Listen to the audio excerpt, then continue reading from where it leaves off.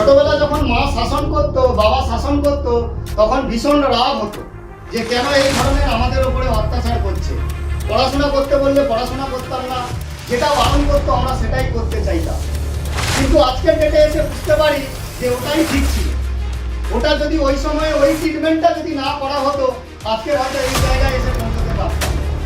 যখন মরুভূমির বুকে যখন বাচ্চা প্রসব করে, যখন ও মরুভূমির বুকে পড়ে থাকে বাচ্চাটা, তার মা তাকে কন্টিনিউয়াস ভাবে লাথি মারতে চায়। আমরা ভাবি যে তার মা কতটা নির্দয়, কিন্তু মুখটা জানে ওই বাচ্চাটাকে ওই সময়ের জন্য যদি না লাথি মারা হয়, তাহলে সে কখনো জীবনে আর পৃথিবীর বুকে বেঁচে থাকতে পারবে না। কারণ ওই টেম্পারেচারে সে মারা যেতে পারে। তাকে কন্টিনিউয়াস এই কারণেই লাথি মারা হয়, যাতে সে উঠে দাঁড়াতে পারে, উঠে চলতে পারে, এবং সে লাস্ট অবধি তার মায়ের সেই অত্যাচার না সহ্য করতে পেরে বারবার চেষ্টা করার জন্য সে উঠে দাঁড়াতে পারে। আমাদের জীবনও সেম।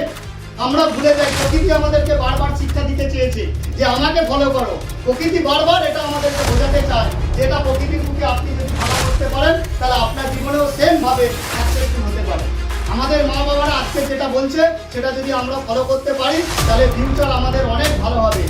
যদি এই গল্পটা একটুও আপনার মন থেকে যদি ভালো লেগে থাকে, অবশ্যই আপনার বন্ধুদেরকে শেয়ার করবেন এবং আপনিও নিজে লাইক শেয়ার কমেন্ট করবেন। Thank you, have a nice day.